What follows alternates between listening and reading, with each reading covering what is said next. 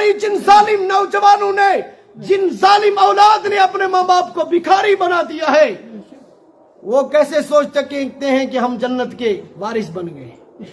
जितनी भी इबादत करोगे, जितनी भी इबादत करोगे, काबे का गिलाफ पकड़ करके बैठ जाओ, वही इबादत करो। अगर माँ बाप नाराज है, अल्लाह सारी इबादतों को जाया कर देता है। अतीउल्लाह व अतीउर रसूल, इताअत करो अल्लाह की और उसके रसूल की। क्या मतलब है? मतलब यह है कि अल्लाह की इबादत करो। कैसे करें? फरमाया मोहम्मद रसूलुल्लाह के तरीके पर करो। इबादत किसकी करो? अल्लाह की। और तरीके पर किसके करो? मोहम्मद रसूलुल्लाह के। अल्लाह और भी कोई हुक्म है? फरमाया वबिल वालिदैनि इहसाना। इसके बाद अपने माँ बाप से मोहब्बत करो, अपने माँ बाप से प्यार करो। ये अल्लाह का हुक्म है। ऐसा ही हुक्म जैसे नमाज का हुक्म है, ऐसा ही हुक्म जैसा कुरान पढ़ने का हुक्म है, ऐसा ही हुक्म जैसा शराब छोड़ने का हुक्म है, गुनाह छोड़ने का हुक्म है, नेकियां करने का हुक्म है। इससे ज्यादा खतरनाक हुक्म यह है कि माँ बाप की फर्मा बरदारी करो। और आगे फरमाया उफ़्फ़ी वला तनहरहुमा, अपने माँ बाप के सामने उफ करने की इजाजत नहीं है। उफ क्या होता है? हमारे यहाँ कश्मीरी में कहते, जब माँ अपने बेटे से कहती है, मेहमान आ जाता है, माँ कहती है कि बिस्कुट का डब्बा ला कर दो, तला गुबरा है बिस्कुट डब। तो बच्चा क्या कहता है? मेशु इम्तिहान। क्या कहता है? और गुजरी में कहते हैं आए मिना इम्तिहान है। इस आए और को अल्लाह ने कुरान में कहा उफ।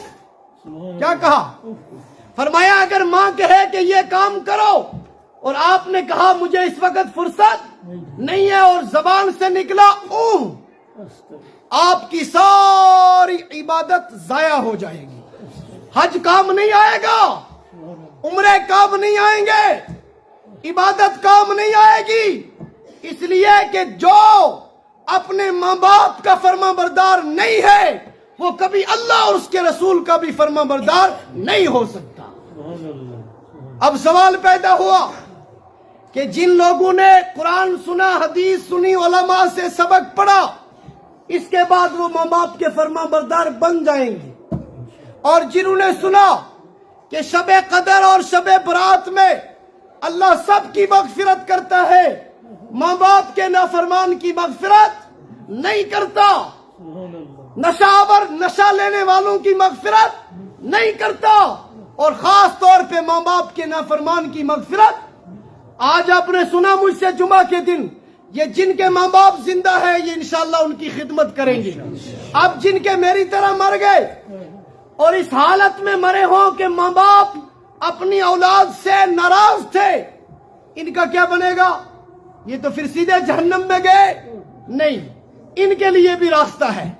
ये वापस आ गए, सुबह का भूला शाम को घर वापस आए, उसे भूला नहीं कहते। ये वापस आ गए, इन्होंने तौबा कर ली, अल्लाह से माफी मांग ली और कहा है हमारे रब, हमारे माँ बाप हमसे नाराज हैं, क्या हम जहन्नम में जाएंगे?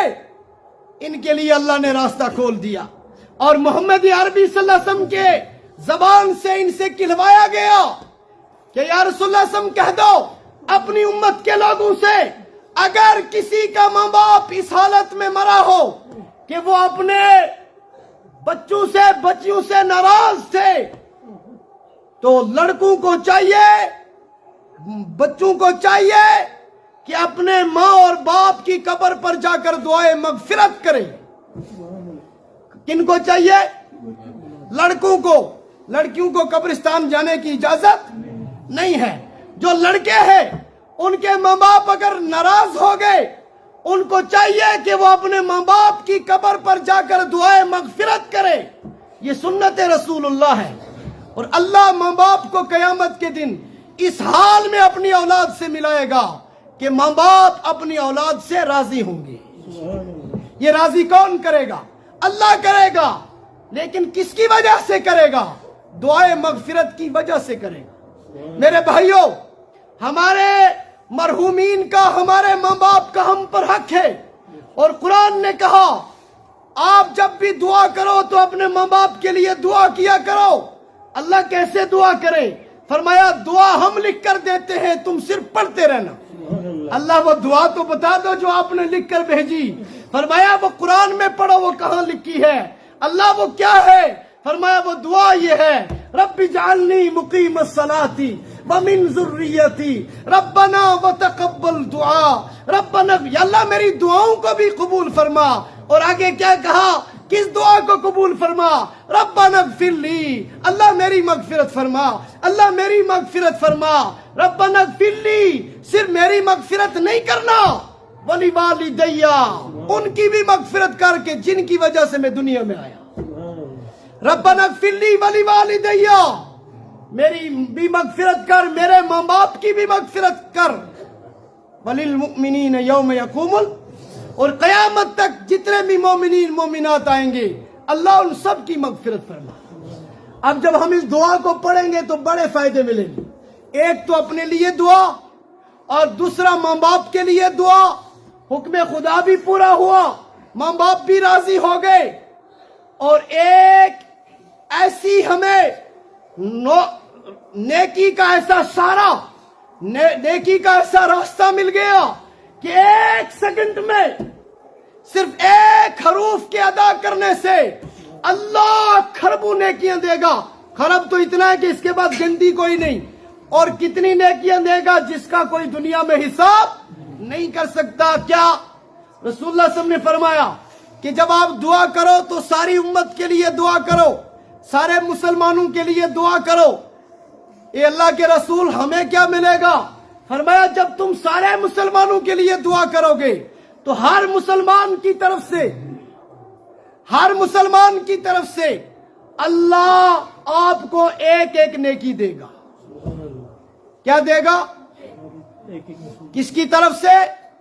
ہر مسلمان، مرد، عورت، بچے، بوڑھے کی طرف سے. اگر ہم کہیں گے یا اللہ 1,00,000 مسلمان کی مغفرت کر تو کتنی نیکیاں ملی؟ 1,00,000. ہم کہیں گے 2 کی کتنی؟ 2. 3 کی 3. اگر ہم کہیں گے یا اللہ تا آدم آج تک جتنے مومنین مومنات، مسلمین مسلمات گئے ہیں اس دنیا سے ان کی مغفرت فرما، اور آج سے قیامت تک جتنے آئیں گے اور جائیں گے ان کی بھی مغفرت فرمانا. ان سب کی طرف سے اللہ ہمیں ایک ایک نیکی عطا فرمائے. اور ہمارا یہ کہنا کہ اللہ ان کی مغفرت فرما، اس کا ثواب بنے گا، ان سب کو اس کا ثواب پہنچے گا. حدیث میں آیا کہ ہر دن عالم ارواح میں ایک مجلس لگتی ہے، فرشتے آ کر کے اعمال تقسیم کرتے ہیں اور روح آ کر کے اعمال لیتے ہیں. فرمایا اللہ کے نبی نے ادھر سے فرشتے آئے، ادھر سے روحیں آئیں. ہاں بھائی کہاں؟ یعقوب آ گیا، یہ ثواب لے جاؤ. یہ کہاں؟ کون سا ثواب ہے؟ فلاں جگہ مسجد بنا رہے تھے، آپ نے اس میں چندہ دیا، یہ اس کا ثواب ہے. لوگ نماز پڑھ رہے ہیں، ثواب لے جاؤ. یہ ثواب مدرسہ بن رہا تھا، آپ نے چندہ دیا، اس کا ثواب. یہ فلاں جگہ راستہ بنا رہے تھے، اس کا ثواب. یہ فلاں جگہ فلاں غریب کی بیٹی کی شادی تھی، اس کا ثواب. یہ فلاں ثواب، یہ سارے ثواب. یہ تیرے گھر والوں نے دعائیں مغفرت کی، اس کا ثواب. وہاں گھر سے ایک فقیر گزرا، انہوں نے کہا ادھر آؤ، فقیر کو 10 روپے دیے، کہا اس کا ثواب بابا کو ملنا چاہیے، اس کا ثواب.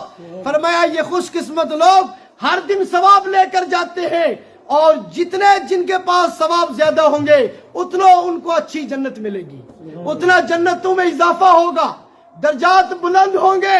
فرمایا کچھ ایسی روحیں بھی ہیں جو آتی ہے ہر دن محروم ہو کے چلی جاتی ہے،